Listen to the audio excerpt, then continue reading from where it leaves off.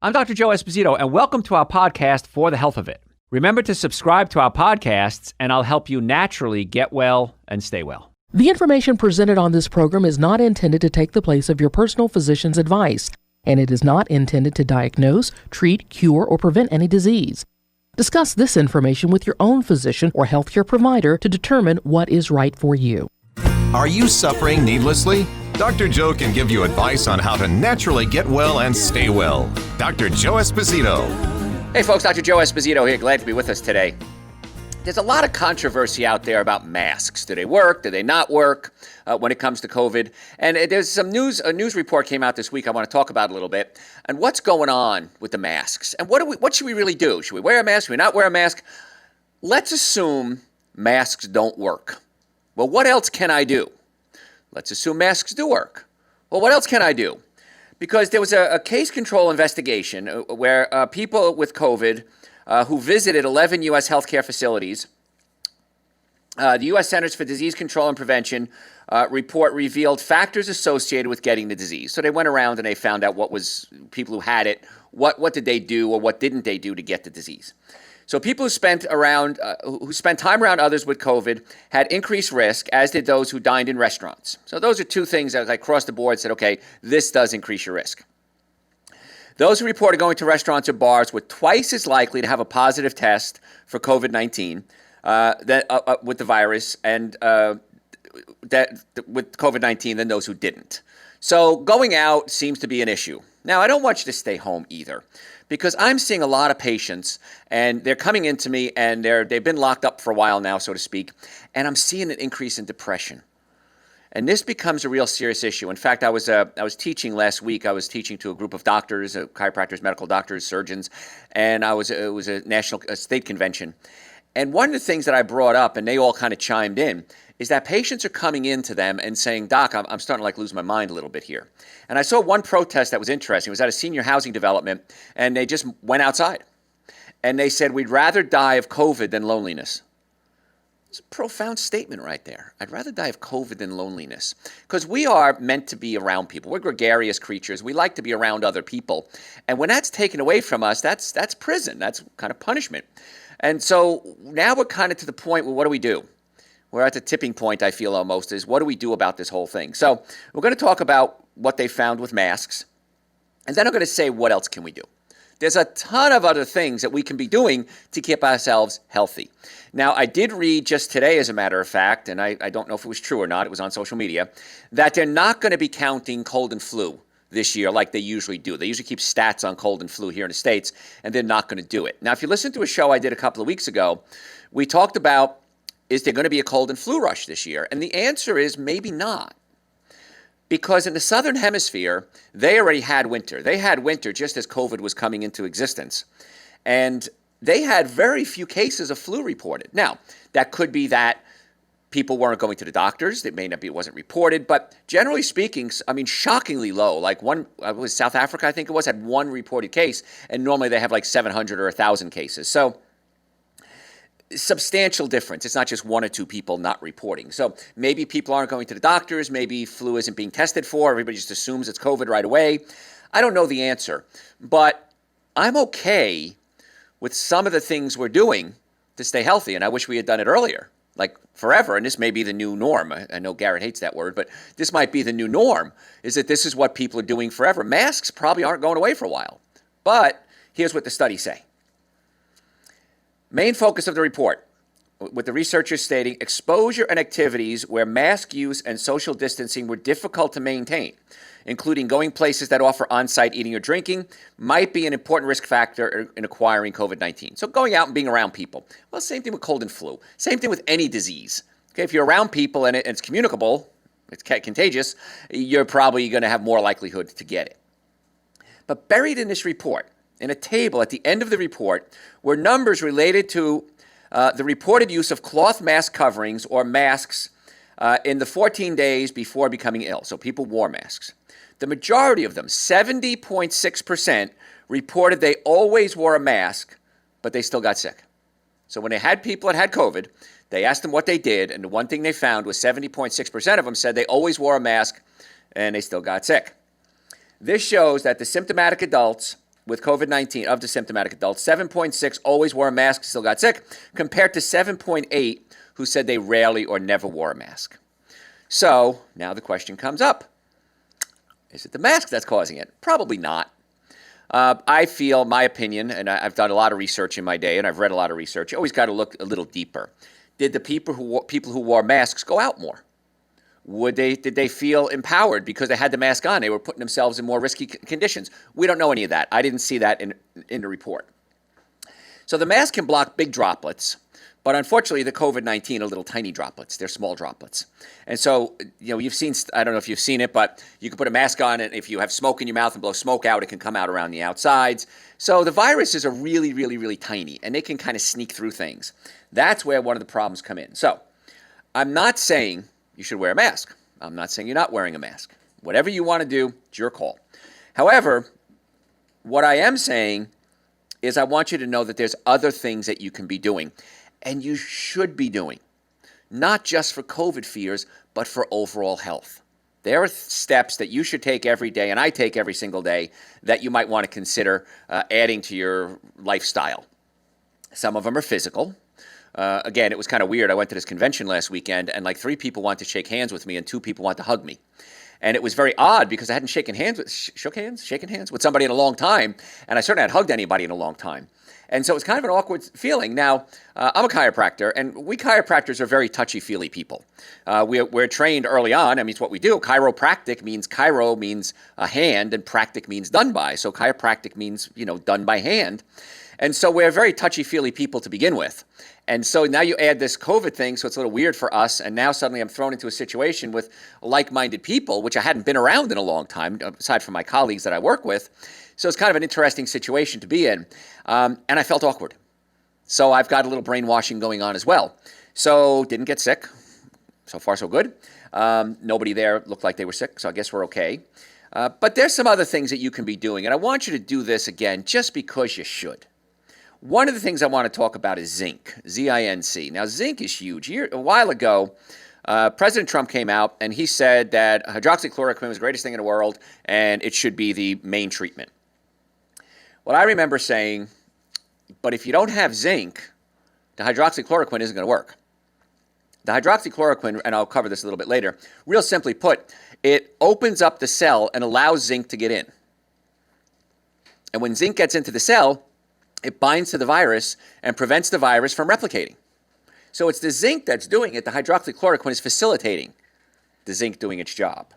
Before we go too more into zinc, I just want to point out, I had seen countries overseas, especially, you see it a lot. I see it a lot in Japan, and I have some friends from Japan that I've had this conversation with, but they wore masks before COVID. Right. And I always wondered why. So as, I asked some friends of mine and I said, where did that even come from pre-COVID? Right. And if someone is sick or thought they were sick or thought they were coming down with something, they'd wear a mask, like a civic duty. Right. And that may be more effective than wearing a mask to stay safe, but what is your take on that? Well, I think the mask gives you an awareness. It's a string around your finger. And it does for me anyway. I find that I'm wearing the mask, I'm more alert. I realize I shouldn't be touching things. I shouldn't be shaking hands with people. So it's just a string around my finger. Otherwise, I forget. If I'm at home, of course, I don't wear a mask. I'm in my car, I don't wear a mask. So I don't think about it. So I think it's kind of a string around your finger. Now, is it working? I don't think it's hurting. And that's what a lot of people are saying. There's harm done. You're recycling your air. Take your mask down as often as you can is what I do. Now, again, I don't know if the masks work or not. I've read both sides of the story. I don't know. But if I'm going into a store, I'll put my mask around my chin. When I walk into the store, I'll put it up. When I walk out, I'll take it down again. I mean, it's really just that simple. So you don't have to wear the mask 24 hours a day, 7 days a week. With kids in school, I don't know how that's going to affect them. I'm not sure yet. Well, and ultimately, the mask is such a variable that things like zinc are way more realistic. That's exactly it. The zinc, we have the research on it. There's no debate over it. Zinc is good. Vitamin D is good. Vitamin C is good. Washing your hands is good. I am concerned that the skin can dry out on your hands, though. And these are things that you do, ritualistically. You can take some zinc in the morning, and you're done for the day. Whereas the mask, you're keeping up with it all day long. Yes. That's true, and Garrett's There's right. Tons of room for error. Yeah, and that's it. But with the zinc, and I have my supplements out on my kitchen counter. I have a little pill box, and I put out 7 days worth of supplements. And when I wake up in the morning, I take my supplements. It's like brushing your teeth. It's like combing your hair, taking a shower. It's just part of your ritual. And after you do it, 5, 6, 7, sometimes 11 days it takes for some people, you're done. You're golden. So these are some things to consider. When it comes to supplementation, I'm a huge fan of supplementation, but I also want you to eat the right diet. Because supplementation is just that. It supplements a good diet. It's not instead of a good diet, it's in addition to a good diet. So if I can get people to just take supplements, that's sometimes step one. And then they start to feel better and they notice some changes in their lives and their brain function works better and their sex life improves. They go to the bathroom better. And then they'll say, okay, now what else can I do? And so many times it's a step-by-step process and you want to see results. One of the problems with supplements is it doesn't work instantly. Now, zinc does. If you start getting a scratchy throat, we're going to talk about a zinc lozenge, and I have zinc lozenges at my house, and if I wake up and I feel even the slightest bit of anything, now sometimes it's nothing, but I always act proactively. You suck on a zinc lozenge. I have a bag that I carry whenever I do radio shows, TV shows. It has my headphones in it. When I do TV, I have makeup in there, so I put my makeup on. So I've got everything in my little carry-on bag, and I always have zinc lozenges in there as well. So zinc is something that's really easy. You can't overdose on it, so don't do too much of it. But I want to talk a little bit more about zinc because it should just be part of your life. But if you have a good diet, you're going to be getting lots of zinc. If you're taking Dr. Joe's Essential Source, great source of zinc. So there's plenty of ways you can get zinc into your body, and then you kind of give it a boost if you start having something, you start getting symptoms. So if you think about it, most people think about it for cold and flu season, but zinc is essential, and it's in your organs, your tissues, your bodily fluids. Iron, aside from iron, zinc is the second most abundant trace mineral in your body. Now, we all know about iron. You can get your iron test, you're iron deficient, you might need iron supplements, you might have anemia. Nobody really talks about zinc. So one of the good things that's coming out of this crisis is that we're getting more of an awareness of our own health.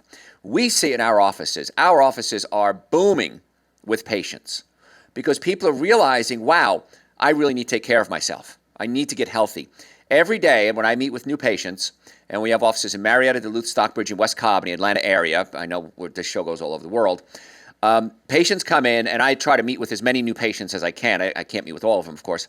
And many people say now, Doc, I'm really here to just get well. When years ago it was neck pain, back pain, shoulder pain, which we're really good at working on. Car accident cases, we're really good at that. But now people are coming in with different goals. Their goals are, I want to get better. I want to have better health. I'm fearful. So it's a different motivation that I'm seeing. And zinc now is something that people are talking about. Well, certainly I'm talking about it. And you need to know more about it. But zinc plays such a vital role in your body. And the body doesn't store zinc. So it has to be consumed on a regular basis. It's what we call an essential nutrient. You have to get it from the outside source. And you have to do it on a regular basis. Vitamin C. The body doesn't store vitamin C. You need that on a regular basis.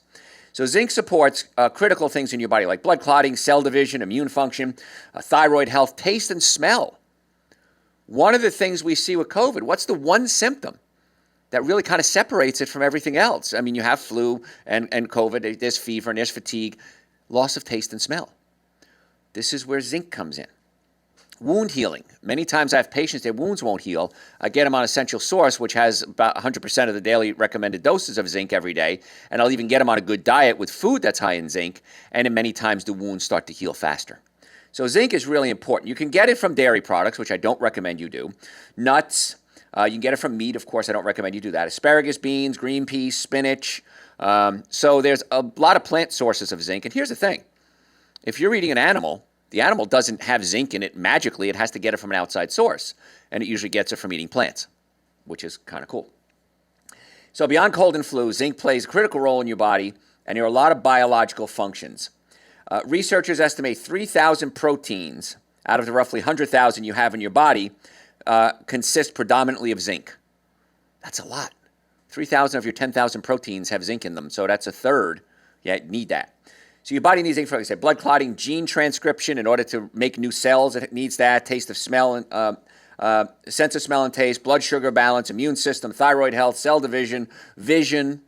So it's important, too, that we get enough zinc for our vision. So it's not just about viruses. It's about the body functioning the way it's supposed to. So you need to make sure you're getting zinc on a regular basis. And, of course, Essential Source is a great way to do that, but there's other things, too. It helps the immune system. So that's why if you take a zinc lozenge at the first sign of a cold, it's probably going to shorten the duration and the intensity. So that's why when it comes to cold and flu, I like to have zinc lozenges available always. As soon as you get a little hankering, you might have a little runny nose, a scratch in your throat, just suck on a zinc lozenger. And in many cases, it does wonders. For me, it usually happens overnight. If I feel a little something coming on, I'll take the zinc and bam, it's done. Zinc plays a role in activating your body's T cells. Now, T cells, there's certain white blood cells that their job is to destroy other infected cells. So T cells are really important for your immune function, and zinc is really important for them.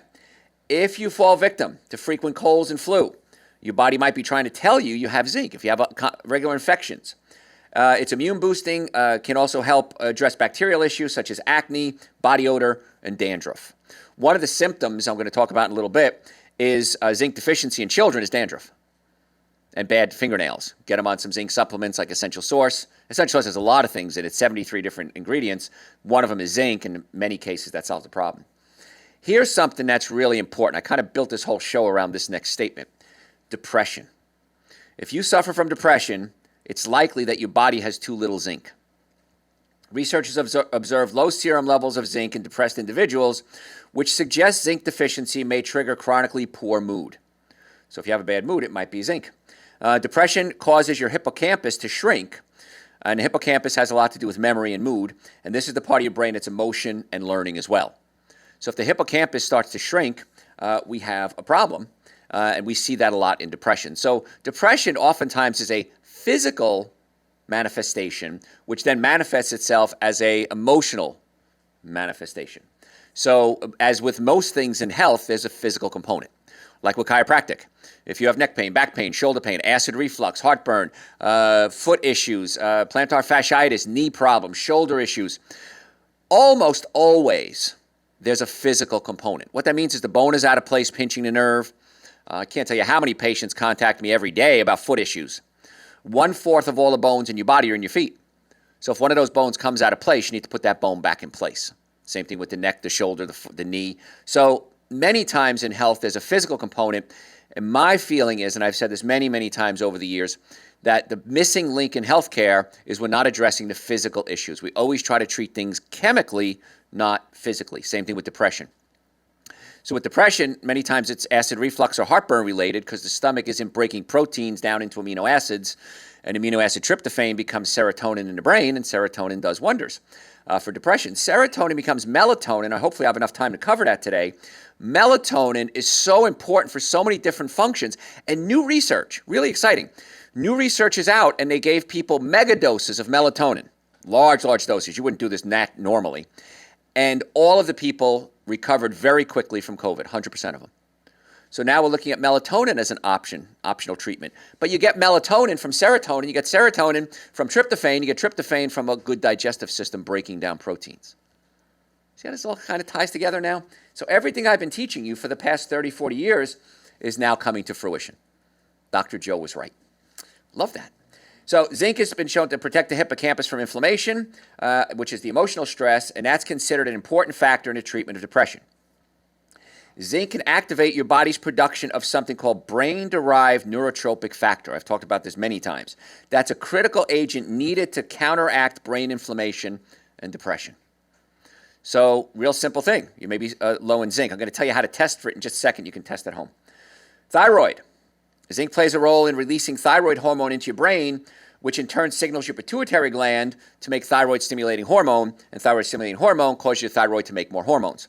So it's really important. Low zinc is associated with low T3 and a reduced ability for your body to convert T4 into T3. T4 is an inactive form of thyroid hormone. It converts into T3, which is the active form. T meaning thyroid, and the number meaning how many molecules of iodine there is. So you want to make sure you have enough iodine in your body to make the thyroid hormones, but you got to make sure you have enough zinc to stimulate the production of the thyroid hormones. So characteristic symptoms of low thyroid: cold hands and feet, sluggish metabolism, thinning hair. Zinc also helps your thyroid hormone bind to the DNA receptors in your cells, so it makes the thyroid hormones function more efficiently. So what are some signs that you're zinc deficient? God, I'm really going off on a tangent here, but so much got to cover. Zinc deficiency, worldwide, at least 2 billion people are thought to be deficient. About 12% of the U.S. population, as much as 40% of the elderly population are zinc deficient. So part of deficiency likely results from soil depletion. We just don't have enough zinc in our food like we used to. And then also the use of things like glyphosate, which is a weed killer. And many times that can cause zinc depletion as well. So beyond soil concerns, you simply may not be eating enough zinc-rich foods. And many times it's poorly absorbed. So even if you're eating it, you may not be getting it. So here's a couple of symptoms: lack of appetite, depression, impaired sense of smell, and frequent colds and flu. So other signs: excessive dandruff, hangnails, inflamed cuticles, rashes. Could be a zinc issue. So we can do a couple of things. One is we can do a blood test. That's expensive. Well, we can do a hair analysis, which isn't that expensive. We do that in our office. But another trick you can do: take 10 milliliters of liquid zinc in your mouth. You can buy liquid zinc in your mouth for 10 seconds. It has a very intense taste. If you can't hold it in your mouth, if you want to spit it out within 10 seconds, chances are you have enough zinc in your body. If you put it in your body and you can hold it in your mouth, you go, oh, this isn't so bad, it could mean that you have a zinc deficiency. So it's kind of a neat little test you can do. So whatever method you use to determine your zinc deficiency, I just recommend that you assume you have one and then act accordingly. So what can we eat? Best way to get it is from your foods. Almonds, kidney beans, cashews, pumpkin seeds, chickpeas. Hummus is great for that. Spinach, mushrooms, tahini, green peas, oatmeal. And again, Essential Source has the recommended daily dose of zinc in it per serving. So consider that. Other supplements I want you to consider: vitamin D. I don't think I can do a show, certainly when it talks about health and immunity, without mentioning vitamin D. Vitamin D3 is critical, and I've covered this on multiple shows in the past. I take 5 drops of Dr. Joe's vitamin D, and that's 5,000 international units. That's what you should be taking. The best thing to do is come see us, and let's do a micronutrient test on you. Micronutrient test is going to test multiple nutrients to see if there's a deficiency across the board. If there's a deficiency, we want to go ahead and address it. Now, I designed Essential Source with this in mind. These are the most common deficiencies. Let's put it all in one place. But we can't, the vitamin D you really want to test. So with vitamin D, I recommend supplementation 5 drops of Dr. Joe's vitamin D a day. It also has vitamin K2 in it. And vitamin K2 makes vitamin D3 work more effectively. So again, taking individual supplements sometimes isn't the best thing. But D3 with K2, great combination. If I start to feel under the weather, if I get a little scratchy throat, I'll take my zinc lozenges or runny nose, or I just feel like I'm getting sick, and I'll take 50,000 international units of vitamin D for 3 days. 50,000 international units is 5 drops. So I take 50 drops of Dr. Joe's vitamin D3 for 3 days, and then I go back to 5,000. It's just that simple. If you have dark skin, if you're not outside very often, if you haven't been out much in the summer, a lot of people have stayed inside, of course, this summer, I'm going to recommend you look at that. So the supplements we talked about, all of them are on the website, drjoe.com. The Super Greens, the Essential Source, the vitamin D, the B-complex, the glutathione, Wellness Booster Seasonal Tonic, they're all on the website, drjoe.com. You can pick them up at our offices, save shipping. I am more than happy to save you guys money if I can. So you can go to the website, drjoe.com, or come by our offices and pick them up. If you want to make an appointment to come see us, do it. Normally, the first chiropractic visit is $375. That's an exam, x-rays, consultation, first adjustment, and then the next visit going over the x-rays and a complete nutrition evaluation. We've reduced that through COVID to $149.